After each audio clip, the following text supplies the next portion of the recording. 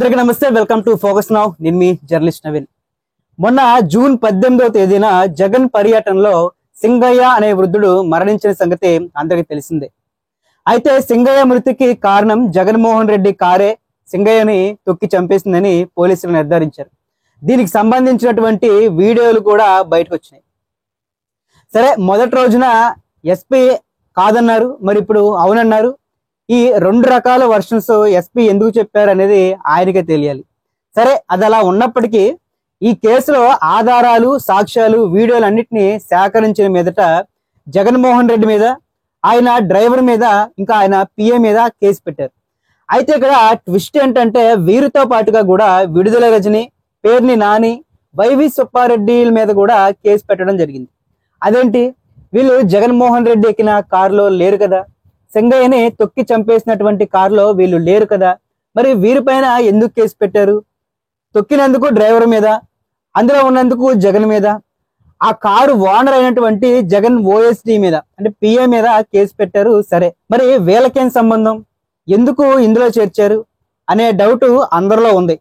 అసలు వీళ్ళపైన కేసు ఎందుకు పెట్టాల్సి వచ్చింది, ఏ కేసు పెట్టారు, దేని ఆధారంగా పెట్టారు, జగన్మోహన్ రెడ్డిని ఇందులో ఎలా చేర్చారు, ఈ సెక్షన్ కి ఉన్నటువంటి పవర్స్ ఏంటి అనేది ఈరోజు మనం ఈ వీడియోలో మాట్లాడుకుందాం. అయితే ఇక్కడ ఇంట్రెస్టింగ్ పాయింట్ ఏంటంటే జగన్మోహన్ రెడ్డి గత కొన్ని సంవత్సరాలుగా A1 గా చాలా ప్రాచుర్యం పొందారు, కానీ ఈ మధ్య A2 స్థానంలోకి వచ్చేసారు. అయితే ఈ కేసుకు సంబంధించి A1 గా కారు డ్రైవర్ని, A2 గా జగన్మోహన్ రెడ్డిని, A3 గా ఓఎస్డి అంటే కారు ఓనరు జగన్ పిఏని, A4 గా వైవి సుబ్బారెడ్డిని, A5 గా పేర్ని నాని, A6 గా విడుదల రజనిని చేర్చారు. అయితే ఎప్పుడైతే ఈ ప్రమాదం జరిగిందో ఆ రోజే అంటే జూన్ 18వ తేదీనే సింగయ్య భార్య లూర్ద్ మేరీ పోలీసులకి కంప్లైంట్ ఇచ్చారు. కానీ అప్పుడు ఈ కేసుకి సంబంధించినటువంటి ఏ ఆధారాలు కూడా పోలీసుల దగ్గర లేవు. మరి ఎవరు చెప్పారు, ఎలా చెప్పారో తెలియదు, కానీ పోలీసులు సరైన విచారణ చేయకుండానే మొదటి రోజున ఒక వర్షం, ఆధారాలన్నీ సేకరించిన తర్వాత ఇంకొక వర్షం చెప్పేసరికి ఇక్కడ ఒక కాంట్రవర్సీ అయింది. ఎప్పుడైతే కేసు నమోదు చేశారో జూన్ 18న ఆ రోజు నుంచి కూడా సాక్ష్యాధారాలన్నింటినీ సేకరించే పనిలో ఉన్నారు. ఆ పర్యటనకి సంబంధించిన మొత్తం కూడా జల్లెడ పెట్టారు. అక్కడ ఉన్నటువంటి డ్రోన్ షాట్లు, అక్కడికి వచ్చినటువంటి ప్రజల దగ్గర నుంచి, ఇంకా ఎవరైనా సరే అక్కడ వీడియోలు ఎవరైనా తీసినా వీడియోలు అన్ని కూడా సేకరించడం, లైవ్లు చూడడం, వీటన్నిటిని కూడా సేకరిస్తున్న టైంలోనే ఈ సింగయ్య అసలు ఎందుకు చనిపోయాడు అనేది అసలు కారణం బయటపడింది. సో ఆ వీడియోలన్నీ మనందరం చూసాం. దీని గురించి కూడా మనం గతంలో మన వీడియోలో మాట్లాడుకున్నాం. అయితే మొదటి రోజు కేసు పెట్టినప్పుడు హిట్ అండ్ రన్ కింద కేసు పెట్టినట్టుగా మనకు తెలుస్తుంది. అప్పుడు ఓన్లీ BNS 106 కింద మాత్రమే కేసు నమోదు అయినట్టుగా మనకు సమాచారం.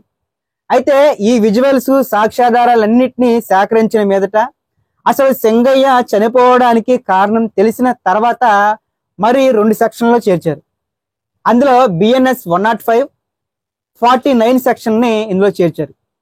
ఫస్ట్ ఈ సెక్షన్లకి ఉన్నటువంటి పవర్స్ ఏంటో చెప్పిన తర్వాత అసలు ఈ కేసులో విడుదల రజనిని, వైవి సుబ్బారెడ్డిని, పేర్ని నానిని ఇందులో ఎలా చేర్చారు అనేది మనకి ఒక క్లారిటీ వస్తుంది.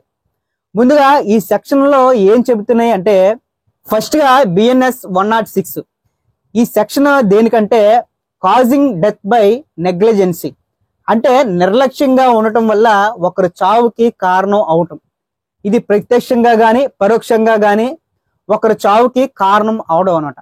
మనం పర్టికులర్ గా ఈ సంఘటన చూస్తే సింగయ్యని కారుతో తొక్కిందే కాకుండా అతన్ని పట్టించుకోకుండా, ఎలాంటి వైద్యం అందించకుండా, అతని గురించి ఎవరికీ కూడా సమాచారం అందించకుండా ఒక నిర్లక్ష్యంగా ఒక ముళ్ళ కంపుల్లో పడేసి వెళ్ళిపోయారు. కాబట్టి ఈ సెక్షన్ దీనికి వర్తిస్తుంది. ఇందులో కనుక నేరం రుజువైతే కనీసం 10 సంవత్సరాలైనా జైలు శిక్ష పడే అవకాశం ఉంది. కొన్ని సందర్భాల్లో జీవిత ఖైదు కూడా పడే అవకాశం ఉంది. ఇక ఇంకోటి చూస్తే సెక్షన్ 105 ఈ సెక్షన్ ఏం చెప్తుందంటే, ఒక వ్యక్తిని ఉద్దేశపూర్వకంగా చంపే ఉద్దేశం లేకపోయినప్పటికీ కూడా అతను చేసినటువంటి పని వల్ల ఒక వ్యక్తి చనిపోవడం. మనకి ఈ సంఘటనలో కూడా అదే జరిగింది. సింగయ్యని ఉద్దేశపూర్వకంగా చంపలేదు, అయినప్పటికీ కూడా జగన్మోహన్ రెడ్డి చేసినటువంటి పని వల్ల సింగయ్య చనిపోవడానికి కారణమయ్యాడు. అందుకే ఈ సెక్షన్ వర్తిస్తుంది. సో ఇది కూడా చాలా పెద్ద సెక్షనే. ఇందులో కనుక నేరం రుజువైతే జీవిత ఖైదు లేకపోతే 5 సంవత్సరాలు జైలు శిక్ష పడేటువంటి అవకాశం ఉంది. తర్వాతదే 49. ఈ సెక్షన్ ఏం చెప్తుందంటే నేరాన్ని ప్రోత్సహించడం, ప్రేరేపించడం ఈ సెక్షన్లోకి వస్తాయి. ఇక ఈ సంఘటనలో మనందరికీ తెలిసిందే, రప్పారప్ప ఫ్లెక్సీలు, రాజారెడ్డి రాజ్యాంగం, ఈ రకమైనటువంటి నేరాన్ని ప్రోత్సహించే విధంగా ఫ్లెక్సీలు ప్రదర్శించడం, లేకపోతే నేరాన్ని ప్రోత్సహించే విధంగా ప్రసంగాలు, ఇవన్నీ కూడా ఈ సెక్షన్ కిందకు వస్తాయి. సో అందుకే ఈ సెక్షన్ పెట్టినట్టుగా తెలుస్తుంది.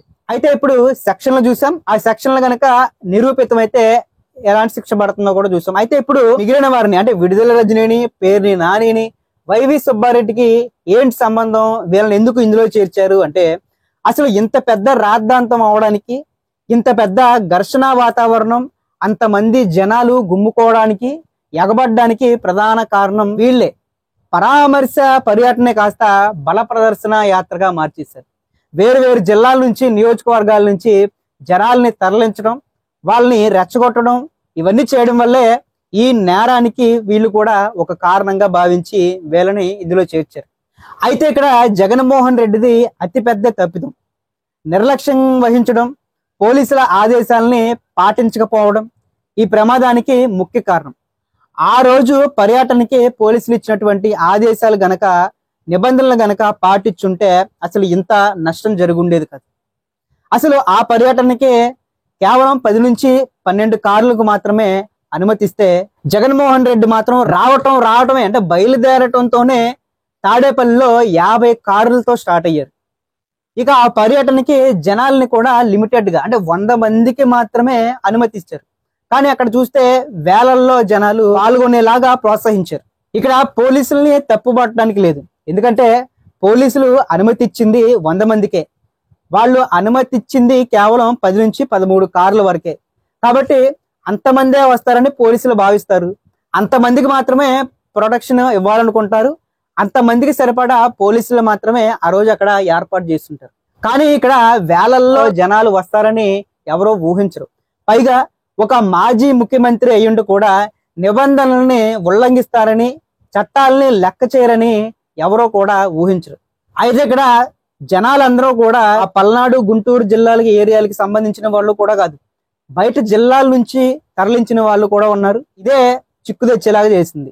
అయితే ఇక్కడ జగన్మోహన్ రెడ్డి సెక్యూరిటీది లోపంగా ఉంది. ఎందుకంటే సరైనటువంటి భద్రత కల్పించడంలో జగన్మోహన్ రెడ్డి సెక్యూరిటీ ఫెయిల్ అయింది. దానికి ఒక పెద్ద విషాదం అయింది. ఒక దళిత కుటుంబం అనాథ అయింది. ఈ కేసుకు సంబంధించి ఇప్పటికే జగన్మోహన్ రెడ్డి కార్ డ్రైవర్ని ఆ రోజే అదుపులోకి తీసుకోవడం జరిగింది. ఇక మిగిలిన వారికి కూడా నోటీసులు ఇచ్చే పనిలో పోలీసులు ఉన్నారు. అయితే ఇక్కడ పెద్ద ప్రశ్న ఏంటంటే జగన్మోహన్ రెడ్డిని పోలీసులు అరెస్ట్ చేయగలరా? ఖచ్చితంగా పోలీసులకి ఇది ఒక పెద్ద సవాల్. ఎందుకంటే ఇంత పెద్ద సంఘటన జరిగిన తర్వాత ఫస్ట్ రోజు ఒక వర్షన్ చెప్పి తర్వాత రోజు ఇంకొక వర్షన్ చెప్పారు. కాబట్టి అసలు ఇందులో ఏది నిజం అనేది తేల్చాల్సింది పోలీసులే. నేరాన్ని నిరూపించాలి, ఆధారాలని సేకరించాలి, గట్టిగా సాక్ష్యాలు చూపించాలి. ఇది ఒక సవాలు పోలీసులకి. దీనిపైన ప్రత్యేక దృష్టి పెట్టాలి, త్వరితగతిన కూడా విచారణ జరపాలి. ఇక ఈ అంశం పైన మీ యొక్క అభిప్రాయం ఏంటి కింద కామెంట్ లో తెలియజేయండి. అంతేకాకుండా మీరు గనక first time focus now Telugu channel ని చూస్తున్నట్టయితే సబ్స్క్రైబ్ కూడా చేసుకోండి. Thanks for watching.